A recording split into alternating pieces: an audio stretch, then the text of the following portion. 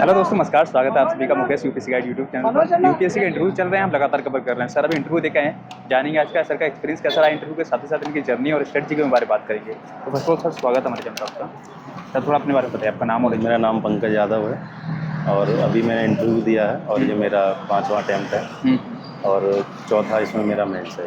चौथा मेंस है sir, interview first है? मेरा चौथा इंटरव्यू है। चौथा 4 बार मेंस दिया है तो इंटरव्यू चौथी बार है मेरा। ओके। एक बार मैं इंटरव्यू दे नहीं पाया था, किसी कारणवश डिटेल एप्लीकेशन फॉर्म भर नहीं पाया था। ओके, तो आज का ऑल ओवर एक्सपीरियंस कैसा रहा आपका? एक्सपीरियंस मेरा काफ़ी अच्छा रहा है और पिछली बार भी काफ़ी अच्छा रहा है। लास्ट टाइम भी मैंने 209 मार्क्स सिक्योर किए थे इंटरव्यू में और आज का इंटरव्यू थोड़ा सा लास्ट टाइम की हिसाब से थोड़ा अलग रहा है और कन्वेंशनल नहीं था, थोड़ा सा अलग था और ओपिनियन बेस्ड इंटरव्यू था। तो ओवरऑल एक्सपीरियंस मेरा काफ़ी अच्छा रहा। पैनल में जितने भी मेंबर थे काफ़ी ज़्यादा मिलनसार थे।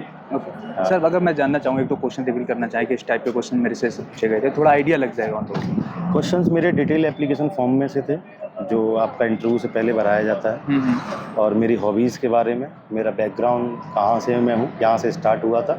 उसके बाद इंडियन इकोनॉमी में कैसे जीडीपी ग्रोथ वगैरह और इंडियन सोसाइटी से वुमेन एम्पावरमेंट के ऊपर क्वेश्चंस थे और पॉलिटिकल अनस्टेबिलिटी और JNK का मुद्दा था थोड़ा बहुत और नक्सली से रिलेटेड थे। ऐसे ही सारा ओपिनियन बेस्ड इंटरव्यू रहा है। ओके हाँ। ओके सर, पहले आपने जो 4 मेंस दिए थे आपने, उसमें क्या लगा, कहाँ थोड़ी सी प्रॉब्लम हो रही थी कि यहाँ मेरी प्रॉब्लम हो रही है, और फिर उसके बाद क्या मेजर चेंजेस किए इस बार?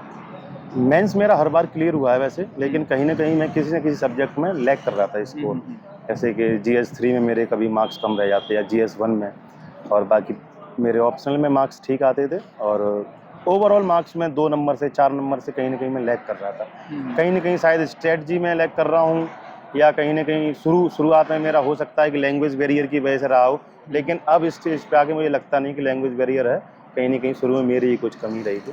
मीडियम क्या था आपका? पहले मेरा हिंदी था, अब मैं इंग्लिश में पेपर लिखता हूँ और बाइलिंगुअल मेरा इंटरव्यू। ओके, आज की अगर मैं बात करूँ तो जैसे आपने पहले बताया कि कहीं ना कहीं मेरा जो था कि पेपर 3 में थोड़ा लैग कर रहे थे, अब क्या स्ट्रेटजी में चेंजेस किया आपने? अब स्ट्रेटजी में ये चेंज किया है, जैसे कि मुझे पता है कि मैं GS1 में या GS3 में कहीं ना कहीं किसी न किसी क्वेश्चन में वीक हूँ, तो उसकी मैंने काफ़ी प्रैक्टिस करी। जैसे आर्ट एंड कल्चर हो गया GS1 में और GS3 में साइंस एंड टेक हो गया। बाकी इकोनॉमी मेरा ठीक है तो उतनी मेहनत की ज़रूरत पड़ती नहीं थी।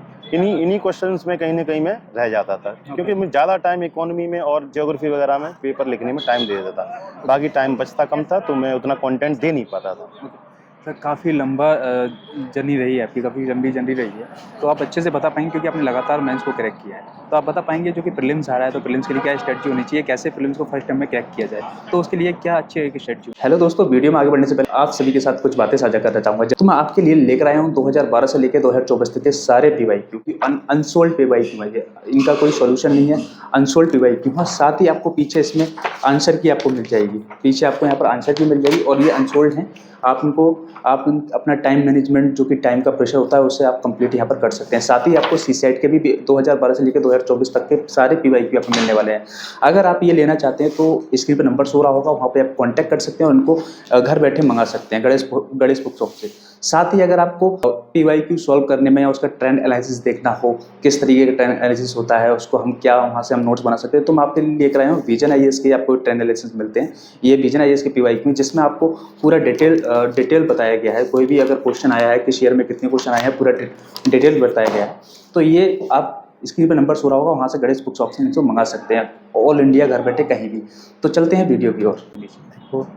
मेन हर्डल तो शुरुआत में एस्पिरेंट के लिए प्रीलिम्स ही होता है, क्योंकि प्रीलिम्स नहीं होगा तो मेंस तक पहुंचेगा ही नहीं। पर प्रीलिम्स की स्ट्रेटजी आजकल थोड़ा सा पेपर का पैटर्न बहुत चेंज है, क्योंकि उसमें पेयर वाले क्वेश्चंस पूछता है। आप एलिमिनेट बहुत कम कर पाते हो और ऑलमोस्ट 60% पेपर एलिमिनेशन से अब नहीं हो पाता है। तो मेरे हिसाब से अब डीप थॉरोली नॉलेज चाहिए, ठीक है, हर चीज़ की। आप मेंस की तैयारी करो शुरू से, मेरे हिसाब से तो आप डीप नॉलेज गैदर कर पाओगे, अपने कलेक्ट कर पाओगे तो प्रीलिम्स में आप फैक्चुअल बेस पे आप अटेंड नहीं कर सकते अब। ओके। उसमें भी आपका बिल्कुल ही नॉलेज चेक करता है, आप तुक्के नहीं लगा सकते अब, क्योंकि पेयर वाइज आता है। तो मेरे हिसाब से 3-4 सब्जेक्ट अच्छे पक्के होने चाहिए, मजबूत होने चाहिए, इसमें आपको लगता है उनमें तो कहीं ना कहीं आपको मार्क्स सिक्योर करने ही करने हैं। ओके। इकोनॉमी होगा, पॉलिटी हो गया, आपका जियोग्राफी हो गया, एनवायरनमेंट हो, कहीं ना कहीं साइंस एंड टेक भी, ठीक है। तो इन सब चीज़ों पे कमांड करो तो मेरे हिसाब से 50-60 क्वेश्चन अटेम्प्ट हो सकते हैं। ओके, थोड़ी सीसेट की बात करेंगे। सीसेट भी आप देख रहे हैं काफ़ी हार्ड होता जा रहा है, तो सीसेट के लिए क्या करना चाहिए, क्या नहीं करना चाहिए? सी सेट के लिए मुझे लगता है कि मैं प्रॉपर सुटेबल बंदा नहीं हूँ, क्योंकि मैंने कभी सी सेट की तैयारी करी नहीं। ओके। क्योंकि मेरा बैकग्राउंड में शुरू से एसएससी वगैरह की तैयारी करी है, तो मेरा मैथ था, रीजनिंग था, मेरा स्ट्रॉन्ग रहा है। मैंने कभी पढ़ाई नहीं करी, सच बताऊं। सी सेट के लिए हाँ, मैंने शुरू में प्रीलिम से पहले ही 1 महीने पहले या 15 दिन पहले मैंने मॉक टेस्ट लगाए सी सेट के, जिसमें मैं रीजनिंग और मैथ को अच्छे से सिक्योर कर लेता था और पैसेज को भी अटैम्प्ट कर लेता था। तो मेरे ऑलमोस्ट 80 में से 40, 45, 50 क्वेश्चंस हो जाते थे। तो मेरा पूरा फोकस प्रीलिम्स में जीएस 1 पे ही रहा है शुरू से। ओके। हाँ, ओके मैं सर। इस चीज़ को लेकर किसी को मिसगाइड नहीं करूँगा कि मैंने ये तैयारी करी, वो तैयारी करी। हाँ, मैंने पहले तैयारी करी है और कैट की तैयारी करी थी मैंने मैथ की, तो मैथ मेरा वहाँ से ठीक है। ओके, तो सर थोड़ी बात कर लूँ मेंस को लेकर। तो मेंस की क्या स्ट्रेटजी रही आपकी? किस तरीके से आपने मेंस को उसका फाउंडेशन तैयार किया, कि आपने कोई कोचिंग ज्वाइन की या फिर सेल्फ स्टडी से किया सब कुछ? कोचिंग मैंने बहुत शुरू में करी थी, 2017-18 में, और फुल टाइम कोचिंग नहीं करी थी, सब्जेक्ट वाइज मैंने चूज़ किए थे। इस कोचिंग से ये सब्जेक्ट पढ़ लिया, इससे ये पढ़ लिया, और धीमे धीमे उसके बाद मैंने सेल्फ स्टडी ही करी। और सबसे ज़्यादा फोकस आपका ऑप्शनल पे होना चाहिए, क्योंकि सिलेक्शन वही दिलाएगा आप। राइट। जीएस 1, 2, 3, 4 आपको 110, 105, 95, 100 सबके एवरेज इतने ही आते हैं, किसी का 130 होगा, ऐसे दिलाता है आपको एज।